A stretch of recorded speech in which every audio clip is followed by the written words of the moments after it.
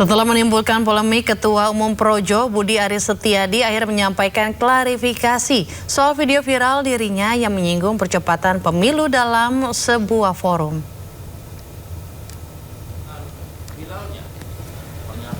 Dalam pernyataannya, Budi Aris menyampaikan permohonan maaf kepada pihak yang tidak berkenan atas analisis dirinya dalam video tersebut.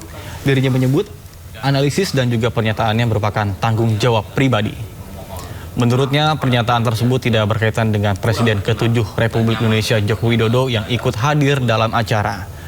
Budi Aris menegaskan dirinya siap bertanggung jawab dan menerima segala konsekuensi atas pernyataannya. Sementara Presiden ke-7 Republik Indonesia Joko Widodo belum memberikan pernyataan terkait dengan permasalahan ini. Tersebut tidak ada hubungan dan kait hubungan dengan viralnya pernyataan dan analisa saya dalam sebuah pertemuan di Jakarta baru-baru ini yang menimbulkan spekulasi dan berbagai salah penafsiran. Saya Budi Aris Setiadi memohon maaf kepada pihak-pihak yang kurang berkenan dan nyaman dengan pernyataan saya tersebut. Pada kesempatan ini saya ingin menyampaikan, satu, pernyataan dan analisa tersebut merupakan pernyataan dan analisa pribadi saya. Kedua, pernyataan tersebut tidak ada hubungan dan mengkaitnya dengan Bapak Joko Widodo.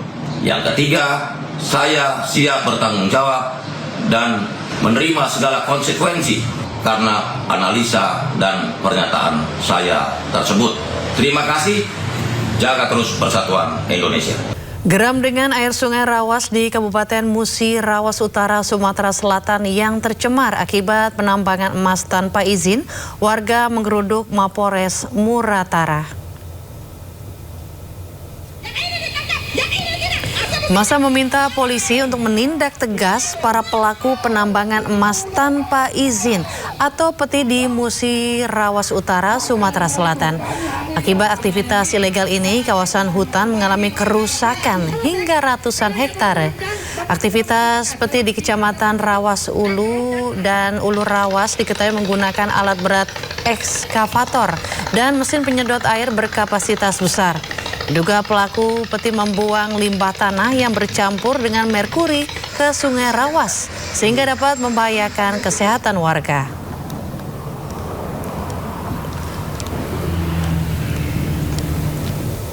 Ratusan warga dari 2 kenegerian menggelar aksi di sebuah perusahaan kelapa sawit di Kampar Riau. Ya, warga menuntut kejelasan hak atas lahan sekitar 1.300 hektar. Warga kenegerian Talang Danto dan Kasikan menyampaikan tuntutan terkait dengan hak lahan dan juga rencana perpanjangan HGU perusahaan.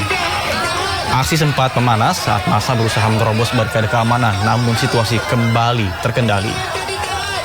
Warga menyebut lahan yang mereka tuntut sekitar 20% dari lahan yang dikelola oleh perusahaan.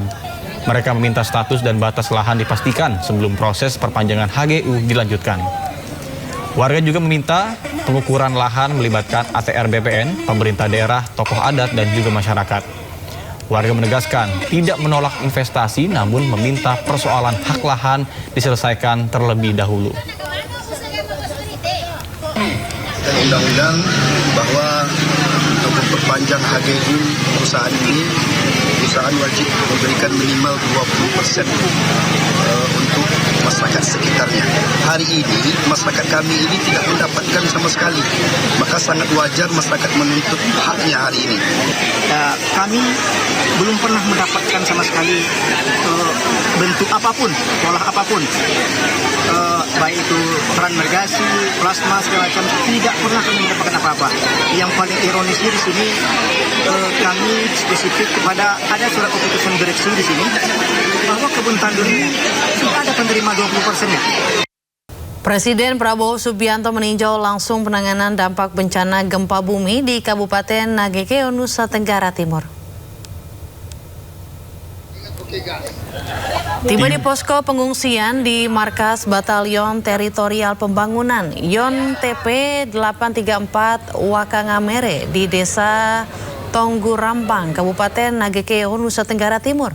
Presiden Prabowo Subianto langsung disambut antusias warga dan sejumlah anak-anak. Dalam kunjungannya, Presiden Prabowo sempat berkeliling ke dapur umum di posko tersebut.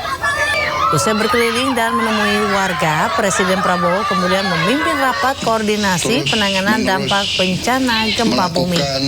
Presiden Prabowo mengatakan akan membangun sekolah dan hunian sementara maksimum 3 pekan lagi.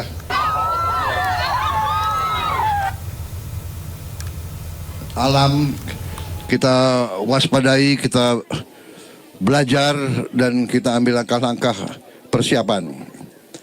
Sudah kita siapkan perbaikan, langkah-langkah sementara supaya sekolah bisa segera buka, segera kita jalankan. Mungkin untuk keamanan, sekolah-sekolah mungkin di tenda dulu ya. Menurut para ahli, kita butuh kurang lebih sabar mungkin maksimal mungkin 3 minggu lagi ya, baru relatif aman semuanya. Kita mulai nanti bangun hunian-hunian sementara dan perbaikan rumah-rumah dan sebagainya ya. Jadi percayalah, pemerintah tidak akan membiarkan saudara sendiri. Kita hadir dan kita akan terus membantu saudara-saudara. Ya, terima kasih. Ya. Tadi Bupati sudah menyampaikan ke saya gagasan-gagasan beliau untuk membuat kabupaten ini nanti menjadi kabupaten yang sangat produktif, dan kita akan bangun seluruh NTT kita bangun, seluruh Indonesia kita bangun.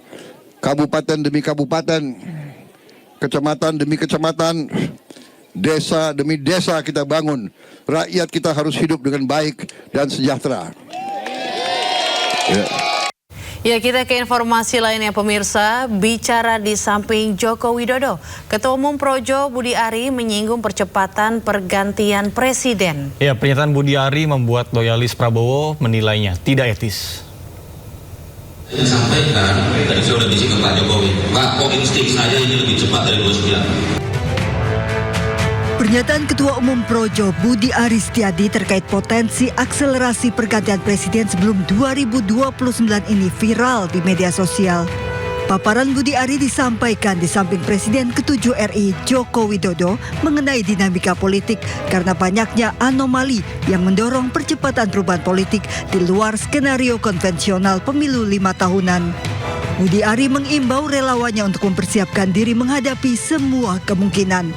Tetapi saya ingin sampaikan, tadi saya sudah bisik ke Pak Jokowi, Pak, kok insting saja ini lebih cepat dari 29. Apakah kita mau? Belum tentu kita mau. Kita masih ngomong pemilu 29, pemilu 29. Kalau terjadi percepatan gimana?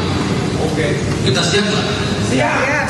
Cuma maksud saya terjadi anomali variabel di masyarakat yang membuat kita tidak hanya sekedar memikirkan skenario konvensional. Langkah-langkah, tahapan-tahapannya sebagaimana mestinya. Ini terjadi yang namanya, kalau menurut pendapat saya, terjadinya yang namanya patahan sejarah. Bagaimana tahun 97 tiba-tiba pemilu berikutnya 99. Dan potensi ini bukan tidak ada, sangat besar. Pernyataan Budi Ari menuai kecaman dan dinilai tidak etis oleh loyalis Prabowo. Kita baca, bukan mau menggunting dalam tikungan, menggunting dalam lipatan, itu nggak etis ya. Itu kemunduran dalam demokrasi. Saya rasa nggak tepat juga. Ya, kita tahu upaya sistematis yang tengah berjalan, tengah berproses untuk upaya-upaya menjatuhkan Prabowo, bahkan mungkin mendegradasi, mendowngrade nama Prabowo dengan tujuan apa?